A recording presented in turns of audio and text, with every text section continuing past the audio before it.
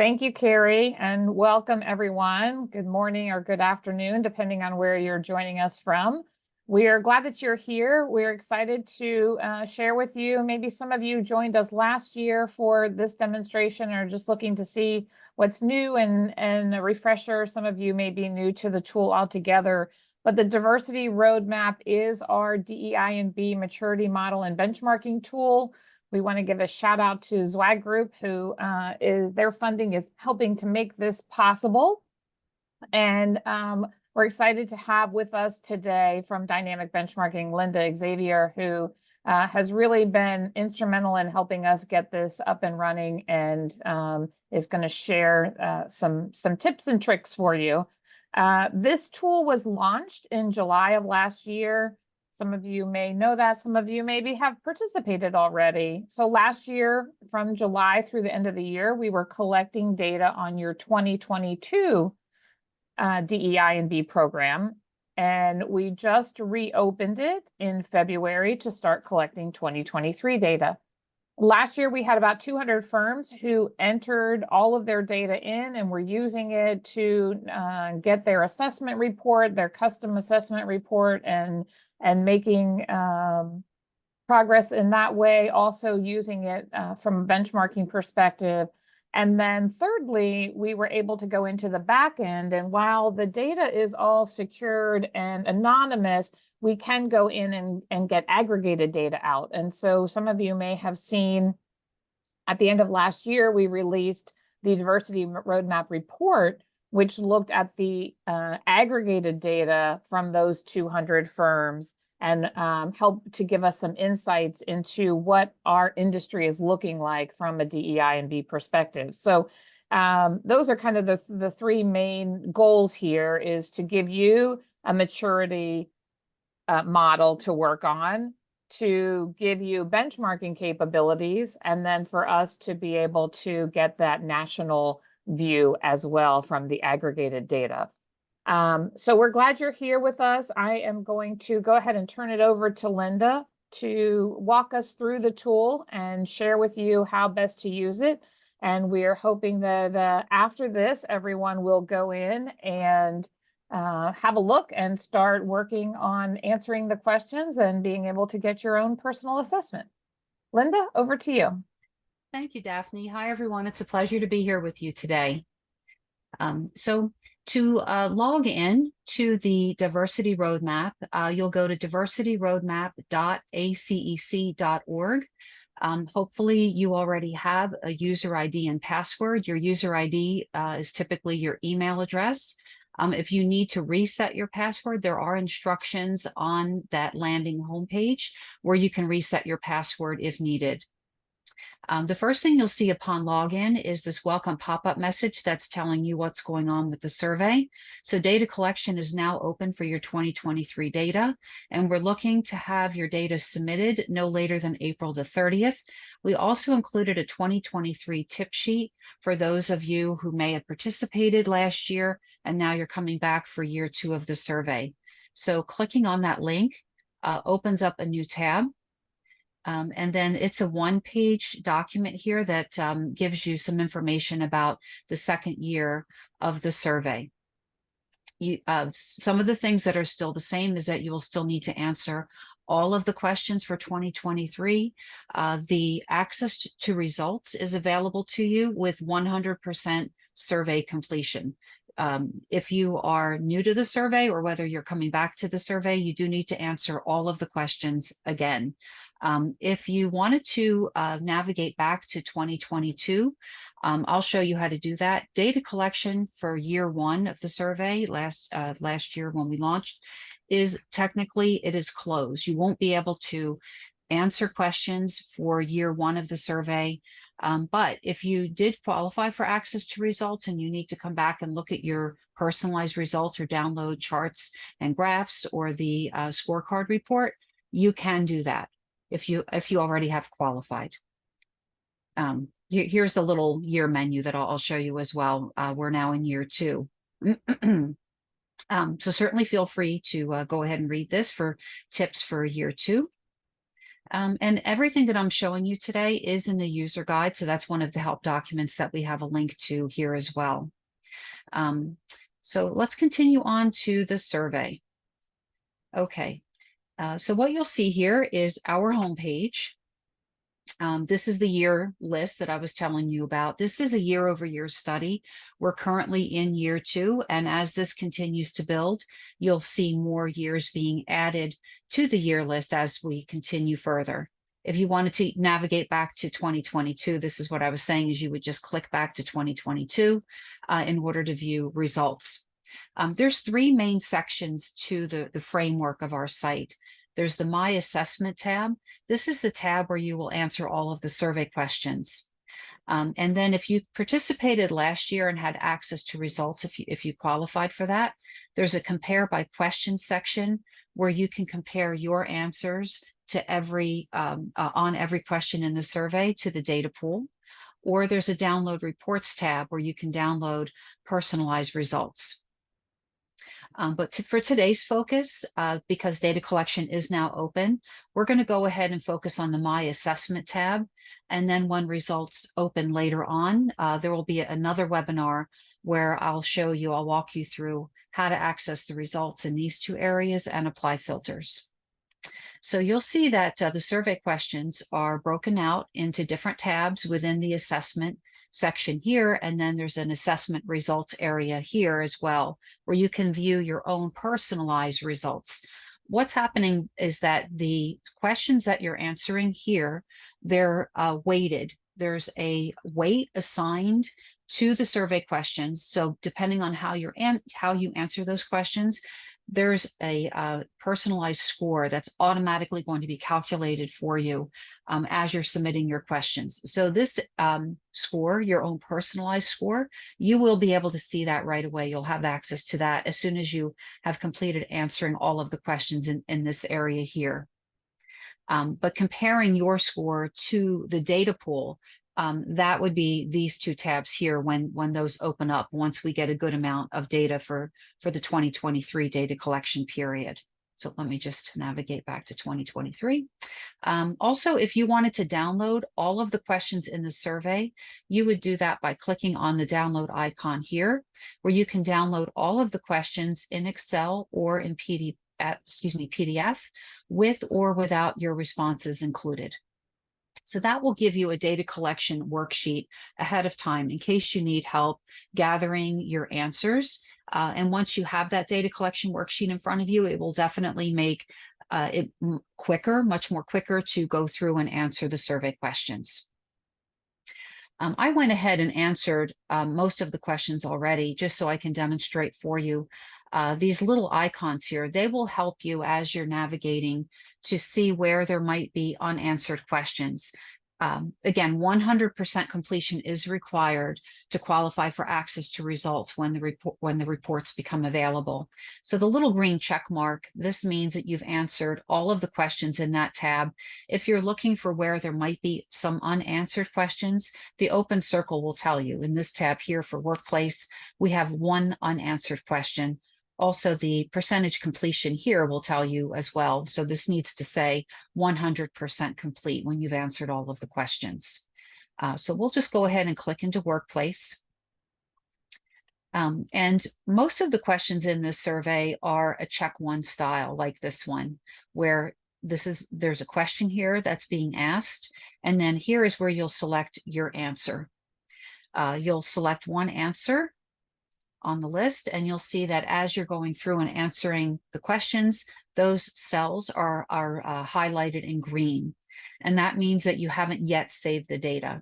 So once you've answered all of the questions on this page, when you click Save, the question now turns to white, which means you've saved your answers on that page. So all of the questions are saved on a page-by-page basis as you're going through the survey, and all of the tabs here are across the top. So once you complete the first tab and hit Save and Next, it'll automatically jump you to the second tab in the survey, and then third tab, etc., until you've completed all of the questions.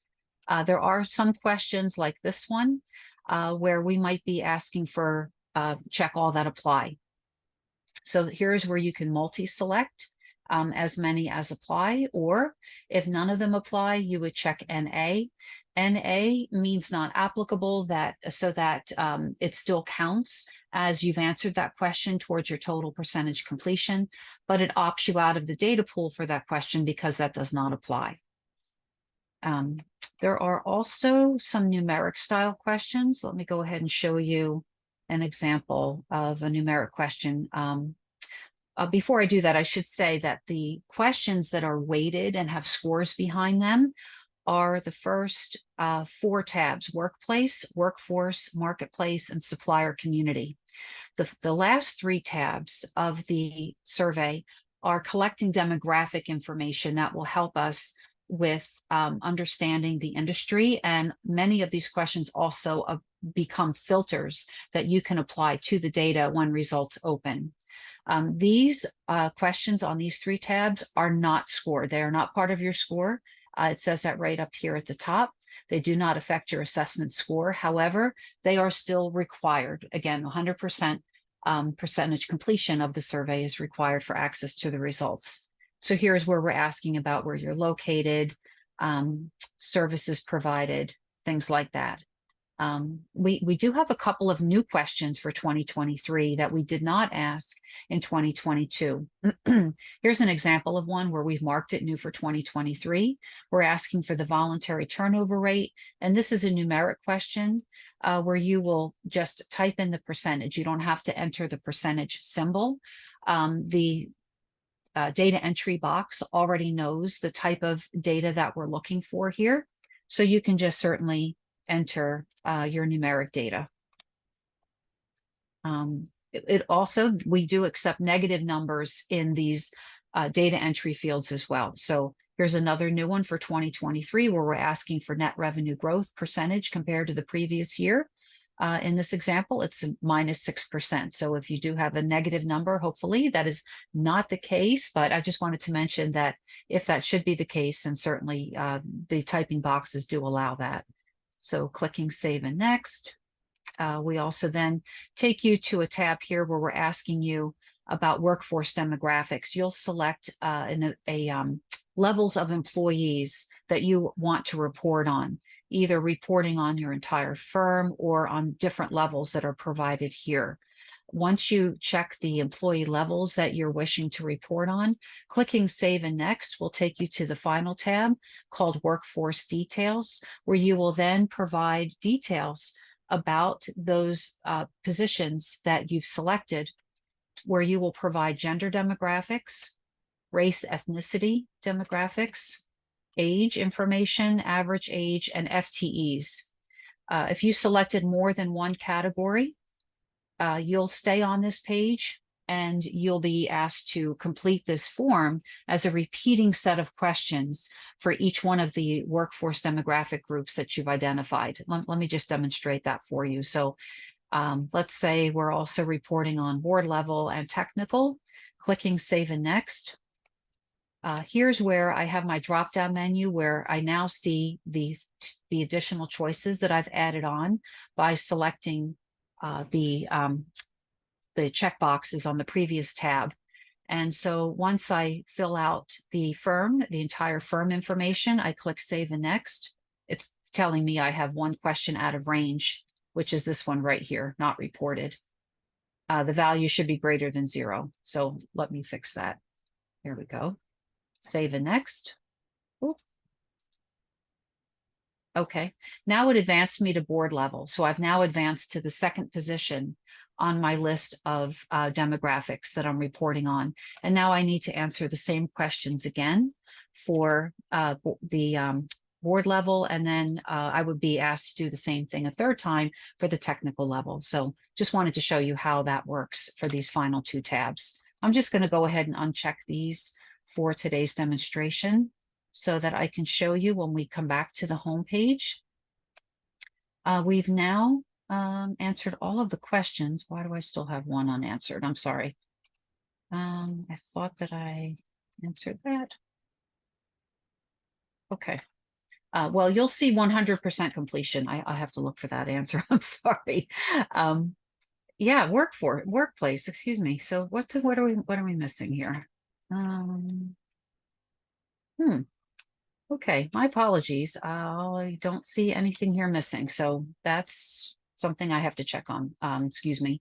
But anyway, this should say 100% complete.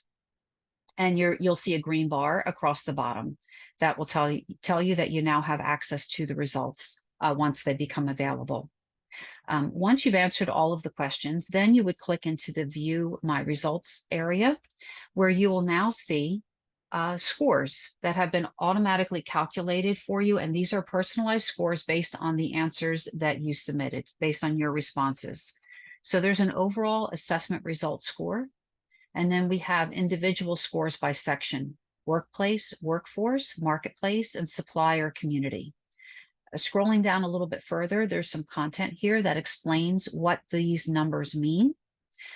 And the beauty of the site is that, as Daphne said, it is a maturity model, meaning that it's a year over year study where hopefully, if you completed this in year one, you have your scores already from year one, and now you're coming back into year two, and you can see how those scores have improved over time. So these are the different categories that we are offering for you. And there's some content here that explains those different scoring categories. So as soon as you answer the questions, you do have your scores immediately. And then once results open, you will be able to compare your scores to the industry, to the data pool. The results, once they open up, there's a lot of security that's been built into the site to make sure that data is aggregated and anonymous. So no one will be able to drill down too far to be able to identify you personally or your company. We require a minimum of 5 answers before any results are displayed for every survey question, even when filters are applied. So I just wanted you to know that. And again, all data is displayed in an aggregated form, meaning it is summarized. We do not share any individual data or any individual company data. And the last thing I wanted to show you for today's webinar on entering your data is the support page over here in the upper right-hand corner of the site. Here's where we have documentation and help guides. There's also a link to a recorded demonstration along with a password that will give you a similar video to the one that you're a webinar, rather, video webinar, similar to what you're hearing today. There's also information on downloading your questions, entering your data, when results open for 2023, or if you want to go back to 2022, you can apply filters, and how to understand the data in the reports and charts. And then there's also a data integrity commitment statement here at the bottom that explains about the security, confidentiality, and trustworthiness that went into the site. And then again, a special thank you to the ZWAG group. If you have any questions at all, there's a contact support email link here at the bottom. Okay, and hopefully this was very helpful to you. We encourage you to log in and to submit your data. As you're going through the survey, if you have any questions about what's being asked, certainly feel free to reach out to that support link. If you have any feedback as well about the survey, anything you'd like to see asked that would make the survey more meaningful or valuable to you, again, certainly feel free to reach out. And I see that there are some questions, so I'll turn this back over to Daphne. Great. Thank you, Linda. Yes, we do have some questions, and please feel free to enter other questions as we work through these. So there was first a question about if this is being recorded, will you all have access to it? And we will send it to all the attendees in a follow-up email. So you will have that. And as Linda indicated, it will be posted on the site. So you can go there and look for it as well. So Linda, I'm curious your response to this question about should this be conducted by HR or by an executive such as the president or CEO? Mm-hmm. Sure. I would say it could be conducted by either, and it purely depends on your organization.